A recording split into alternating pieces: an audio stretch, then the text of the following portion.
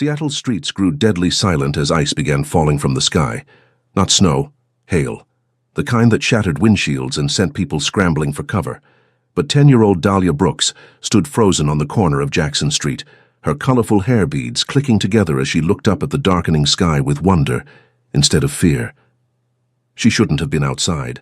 Her mama always said to come straight home when the sky turned that particular shade of bruised purple, but the streetlights had just flickered on, painting everything in amber, and Dahlia had wanted just 5 more minutes of not being alone in their quiet apartment.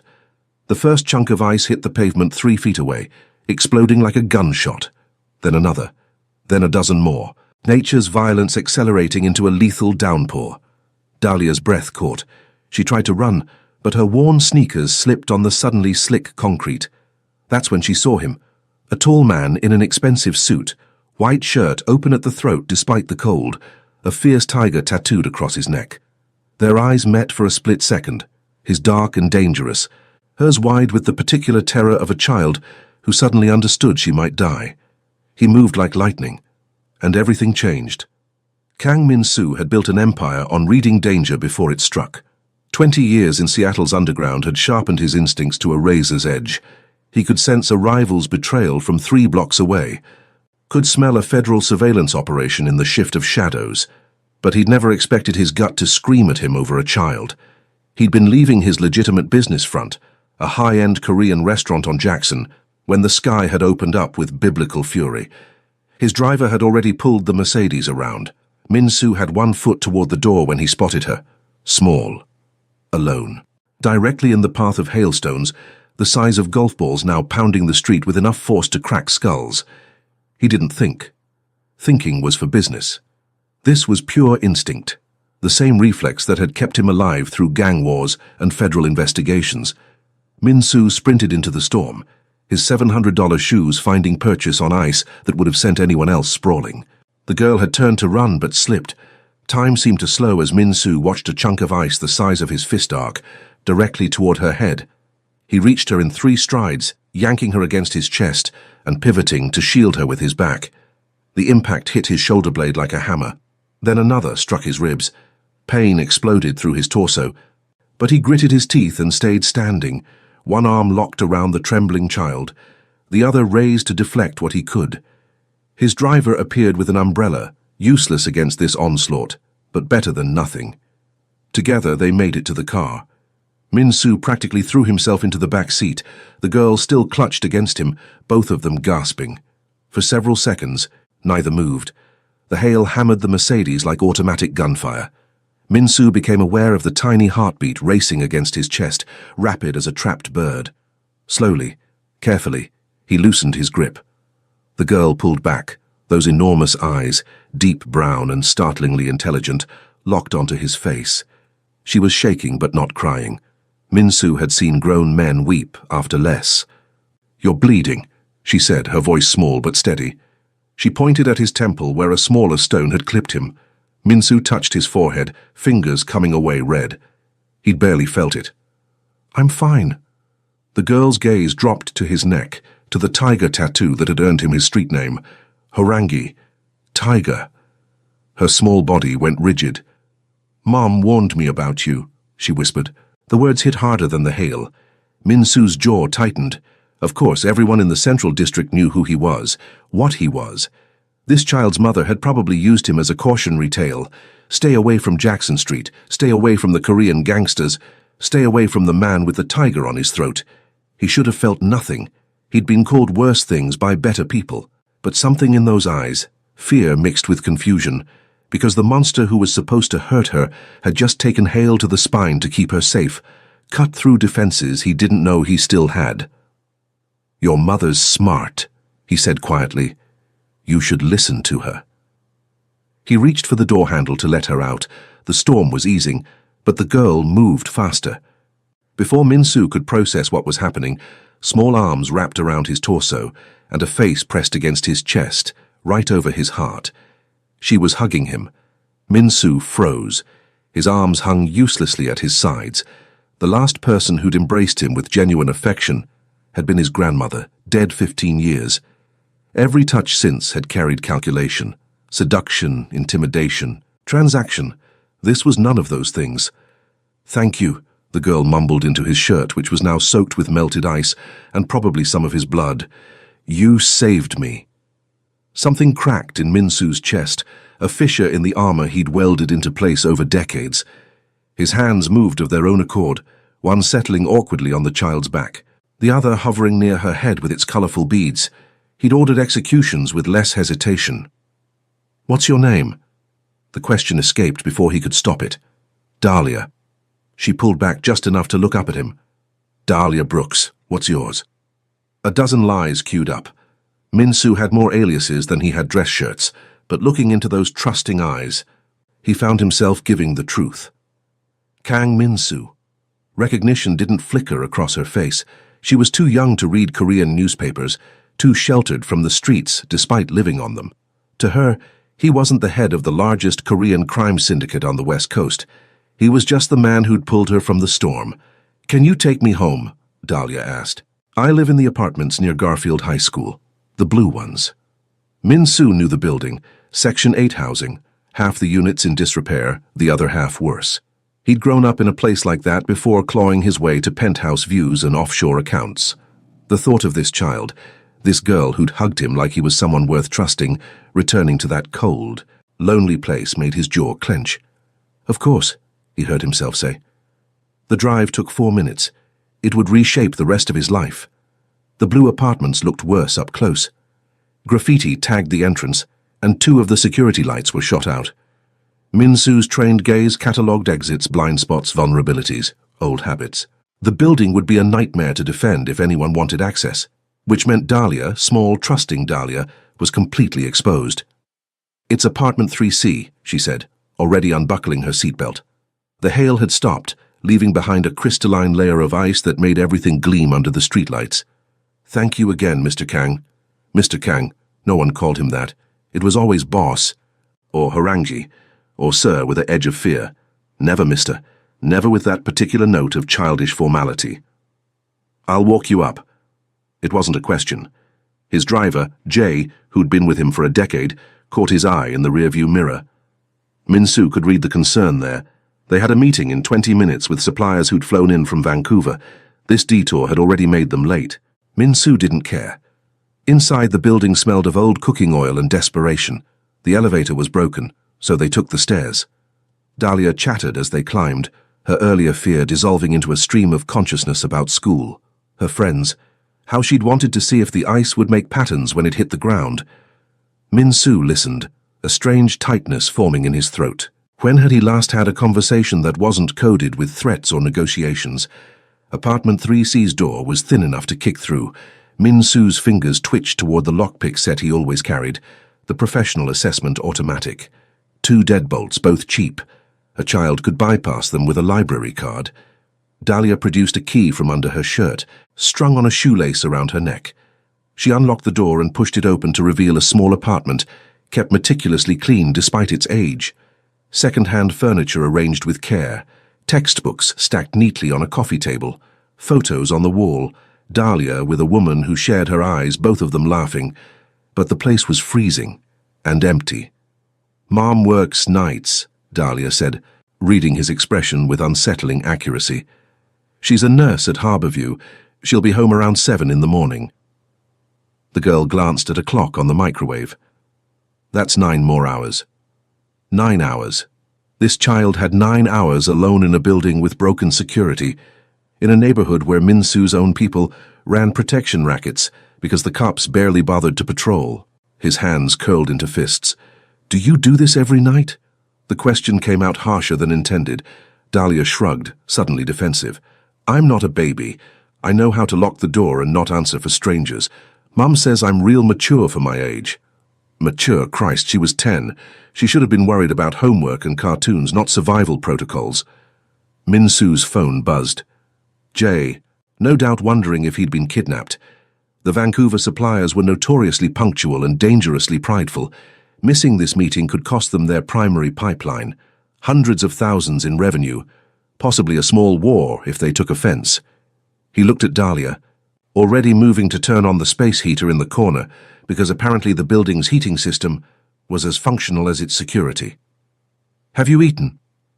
Another question he shouldn't be asking. I had crackers after school. Dahlia brightened. Want to see my room?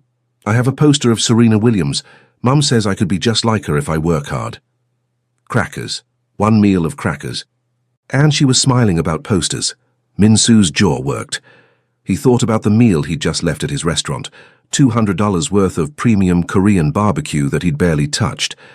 He thought about his penthouse kitchen, perpetually stocked with ingredients his chef prepared. He thought about how easily a child this brave, this resilient, could disappear into the same system that had almost swallowed him. Show me your room, he said. Then I'm ordering you real food. Dahlia's face lit up like Christmas. Really? Really? Min-soo pulled out his phone and sent a single text to Jay. Cancel the meeting. Reschedule for tomorrow. Priority change. The response was immediate. Boss, are you sure? The Canadians won't... Min-soo cut him off with another message. I said priority change, handle it. He'd built an empire on calculated risks and cold decisions. He'd walked away from family, from any chance at normal relationships, from every soft thing that might have made him weak. For 20 years, nothing had been more important than power, respect, survival. But standing in this cold apartment, watching a 10-year-old girl point excitedly at a poster of a tennis champion, Min-soo realized his priorities had just shifted, and he didn't want them back. Over the next 2 weeks, Min-soo's life split into parallel tracks that should never have intersected. By day, he remained Horangi, the tiger who controlled Seattle's Korean underground with an iron fist wrapped in expensive suits. He negotiated territory disputes, approved shipments, collected debts.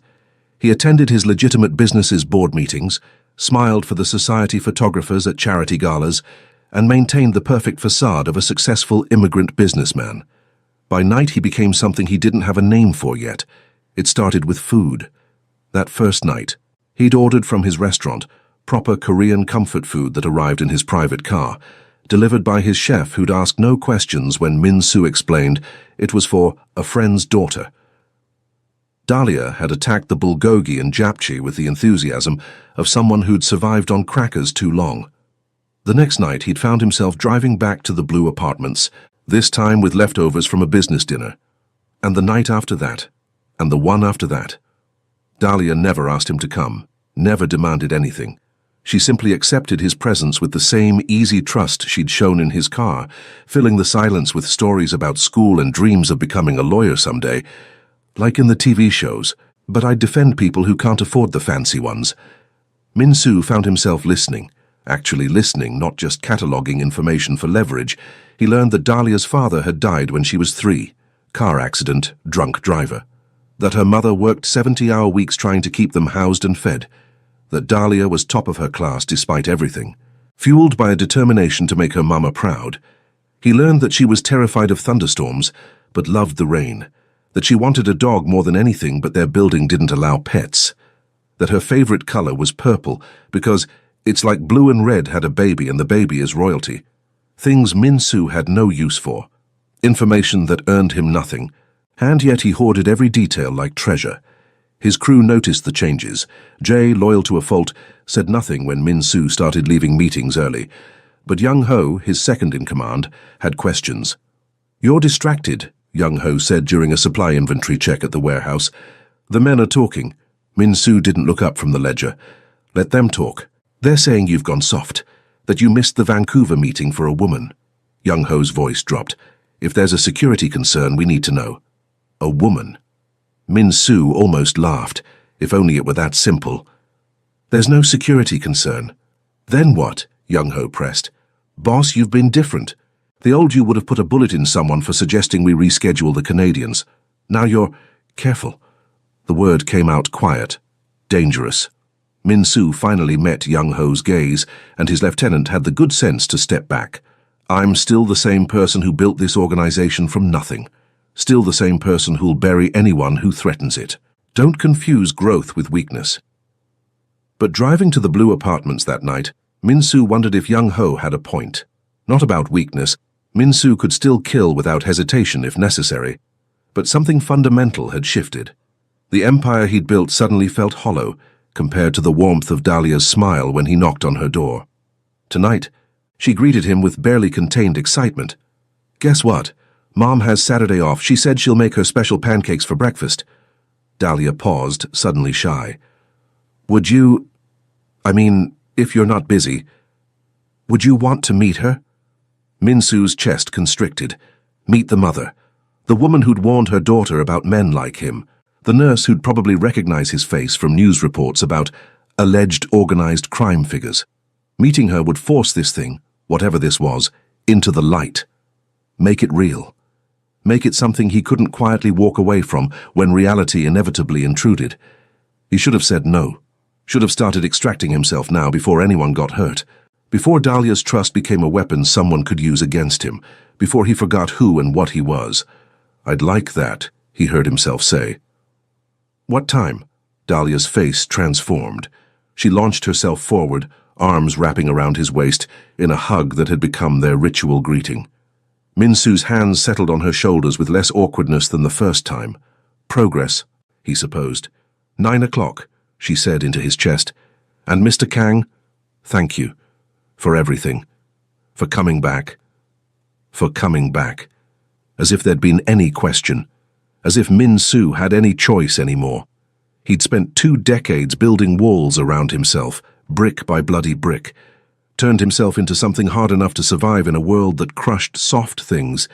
He'd become untouchable, unreachable, alone by design.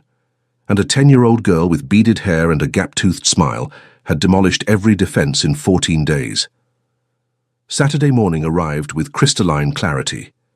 Minsu dressed carefully, not his usual 3-piece armor, but dark jeans and a simple black sweater. Still expensive, but less obviously so. He left his Rolex at home, wore a cheaper watch. Tried to look like someone Keisha Brooks might not immediately identify as a threat. The attempt was futile. He realized it the moment Dahlia's mother opened the door. Keisha Brooks stood maybe 5'6", whip-thin from overwork, with Dahlia's intelligent eyes and a spine of pure steel. She took one look at Minsu, catalogued the tiger tattoo barely visible above his collar, the too-perfect posture, the unconscious way he'd positioned himself to see both the hallway and apartment interior, and her expression shuttered. "Mom, this is Mr. Kang." Dahlia appeared at her mother's elbow, oblivious to the sudden tension. "The one I told you about, who saved me from the hailstorm." "I remember." Keisha's voice was carefully neutral. Professional. The same tone she probably used on patients whose injuries told stories they weren't ready to share. "Mr. Kang, please come in." The apartment smelled of vanilla and cinnamon. Keisha had transformed the cramped kitchen into something almost festive. Pancakes stacked high, fresh fruit arranged in a cheap plastic bowl, orange juice in mismatched glasses. Probably more than they usually had for a week's worth of breakfasts, Minsu thought. Prepared for a guest. For him. The guilt was immediate and sharp. Breakfast started awkwardly. Dahlia chattered, filling silences, while Keisha watched Minsu with the wariness of someone who'd learned not to trust easy smiles and expensive clothes. Minsu didn't blame her. In her position, he'd be twice as suspicious. "Dahlia tells me you've been bringing her dinner," Keisha said finally, setting down her fork. "That's very kind." The words were pleasant. The eyes were not. "She mentioned being hungry," Minsu replied. "I own several restaurants. It wasn't an inconvenience." Still, Keisha's gaze didn't waver. Men don't usually take interest in other people's children without a reason. Dahlia looked between them, confusion creeping into her expression. Minsu felt something twist in his chest. This was the moment. He could lie, deflect, retreat back into his carefully constructed world, or he could... "You're right to be suspicious," and he said quietly. "I know who I am, what people say about me." He touched his neck tattoo deliberately. "I'm sure you've heard the stories." Keisha's jaw tightened. "I work in an ER in this neighborhood, Mr. Kang. I know exactly who you are." "Mom?" Dahlia's voice was small, worried. Minsu raised a hand, keeping his eyes on Keisha. "Then you know I have no good reason to be here. No angle, no leverage to gain from a 10-year-old girl and her overworked mother." He paused, searching for words that felt impossibly foreign on his tongue. "I pulled your daughter out of danger because she needed help. I keep coming back because..." "Because why?" He hardly understood it himself. "Because she reminds you of someone," Keisha supplied, Still guarded, but with a flicker of something else in her expression. Understanding, maybe. No. The answer surprised him with its certainty. She doesn't remind me of anyone. She's just... Min-soo looked at Dahlia, who was watching him with those enormous trusting eyes. She's extraordinary, and she deserves better than crackers for dinner and 9 hours alone every night. The silence that followed felt weighted. Keisha's hands had curled into fists on the table. When she spoke, her voice cracked slightly. You think I don't know that? You think I want this for her? Tears gathered in her eyes, but she blinked them back fiercely. I work 70 hours a week. I pick up every extra shift they'll give me. And it's still not enough for a bigger apartment in a safer building with heat that actually works. It's not enough for a babysitter. It's not enough for... Her voice broke. Mom. Dahlia moved to her mother's side, small hand on her arm. It's okay. We're okay. But they weren't. Min-soo could see it clearly now, the exhaustion carved into Keisha's face. The way this apartment, clean as it was, couldn't hide the water damage in the corners or the draft coming through windows that didn't quite seal. The desperation of a mother trying to give her child a life while drowning in the attempt. He'd seen that look before. In his own mother's eyes, years ago. Before the hunger and the cold and the exhaustion had finally taken her. Before Min-soo had been old enough to do anything but watch. Not again. The thought crystallized with perfect clarity. Not this time. What if I could help? The words were out before he fully thought them through. Keisha looked up sharply. I'm not taking charity from a... She cut herself off, glancing at Dahlia. Not charity, an arrangement. Min-soo's mind raced, assembling pieces into a plan. I have a property, a house in Madison Park, fully furnished, empty. My businesses pay for its upkeep anyway, tax purposes. True, though he'd planned to sell it. You and Dahlia could live there, no rent. Absolutely not. In exchange, Min-soo continued, you'd let me continue bringing Dahlia dinner on your work nights and... He paused, the next words feeling too vulnerable, too honest. And you'd let me be part of your lives. However you're comfortable with that looking. Keisha stared at him like he'd spoken a foreign language. You want to give us a house so you can... Have dinner with my daughter? Yes. That's insane. Probably. Min-soo met her disbelief steadily. But I'm serious. And before you assume ulterior motives, understand this. I have more money than I could spend in 3 lifetimes. The house means nothing to me financially. But Dahlia... He stopped, struggling to articulate something he barely understood himself. She matters. I can't explain why, but she does. And I'm in a position to help. So let me. Keisha studied him for a long moment. This dangerous man at her kitchen table making impossible offers. Finally, she spoke. If I even consider this, I need to know one thing, and I need the truth. She straightened her spine. Are you going to hurt us? Min-soo thought about all the people he'd hurt, all the violence he'd committed, sanctioned, orchestrated. He thought about the empire built on fear and blood, about Young-ho's concerns about his distraction, about the 100 ways this could end badly. Then he looked at Dahlia's hopeful face and felt something ancient and fierce awaken in his chest, the same instinct that had sent him running into that hailstorm. Not the killer he'd become, but something older, something paternal and protective that he thought he'd buried with his grandmother. No, he said, and meant it with every cell in his body. I'd die first. The transition happened faster than Min-soo expected. Keisha, once she'd made her decision, proved as decisive as any general he'd worked with. She had conditions, extensive background checks, which Min-soo passed because his legitimate businesses were genuinely clean, a formal lease agreement, which he had his lawyers draft, and absolute transparency about his schedule and whereabouts when it came to Dahlia. Min-soo agreed to everything, signed papers, opened his life to scrutiny he'd never allowed before, and watched as Dahlia and Keisha moved from the blue apartments to a 4-bedroom house in Madison Park with a yard, working heat and a security system that made Fort Knox look amateur. The first night in the new house, Dahlia FaceTimed him from her bedroom, her own bedroom which she'd spent hours decorating with Keisha's help.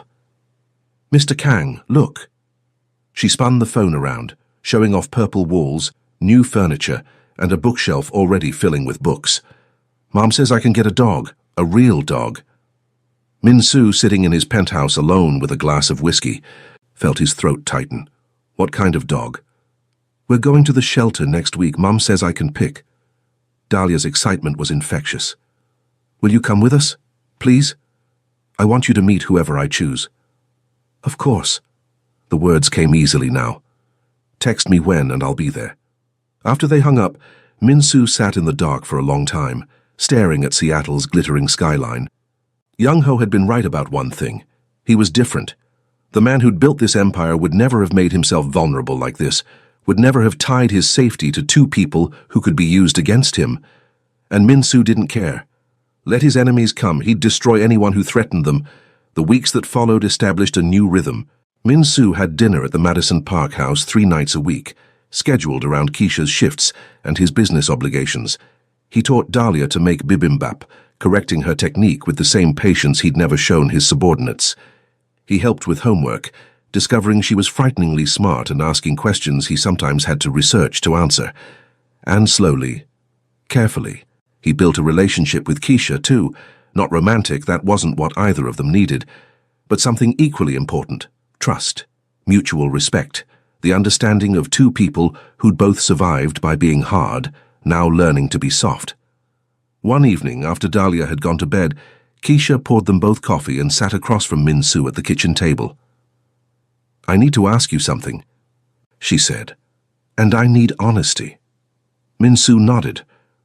What happens when this ends?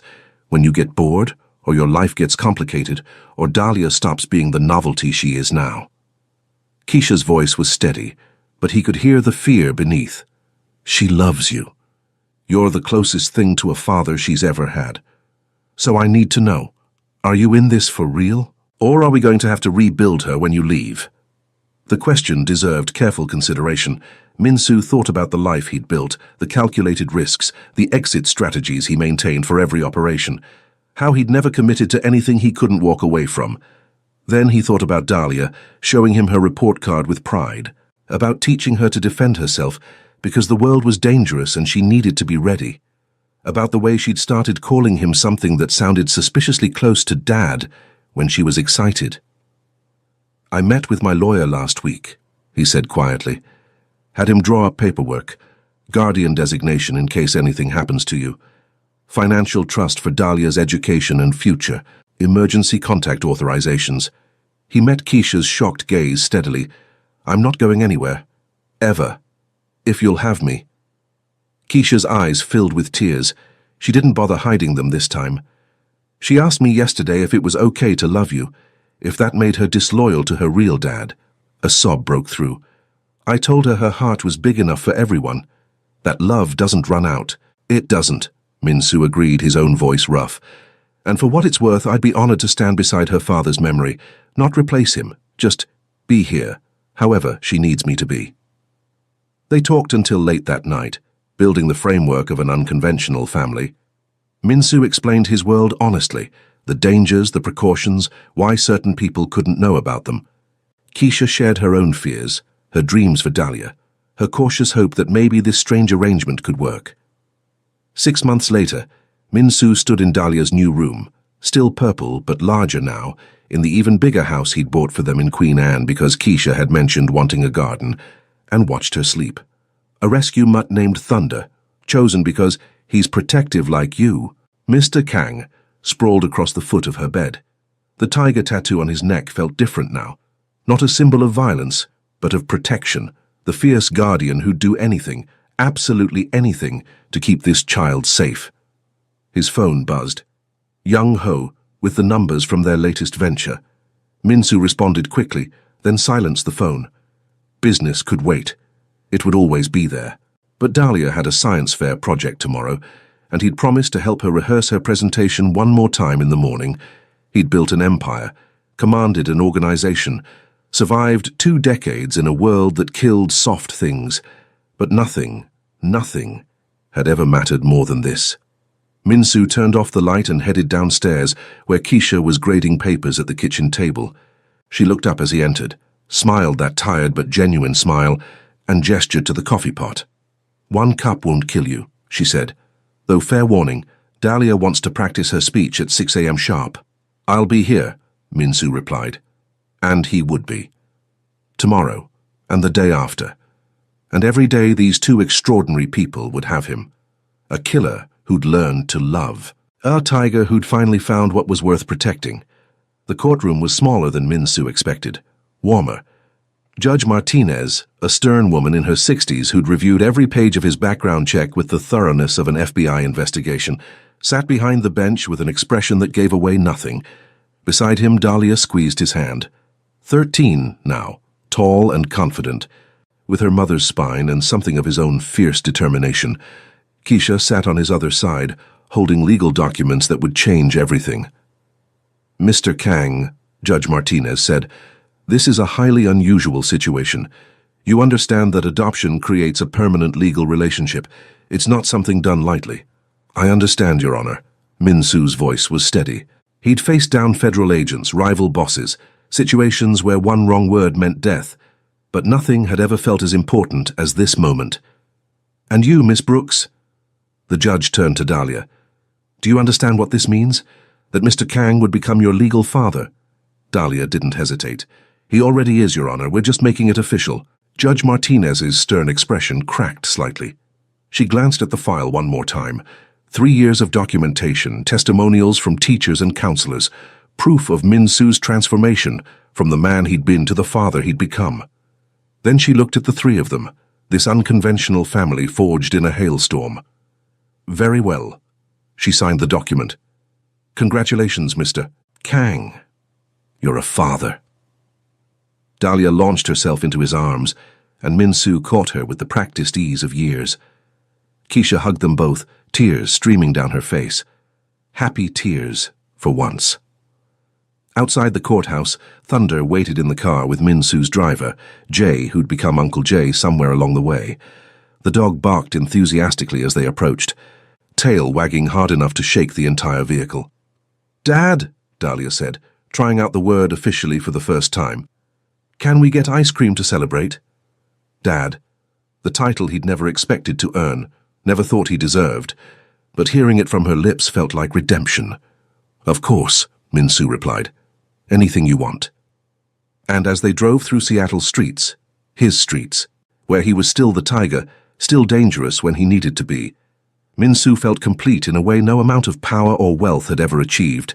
The empire remained, the respect, the fear, the organization he'd built with blood and will. But none of it mattered as much as the girl in the back seat, planning her future with the confidence of someone who knew she was loved, protected, claimed by a man who'd once been a monster, and learned to be a father instead.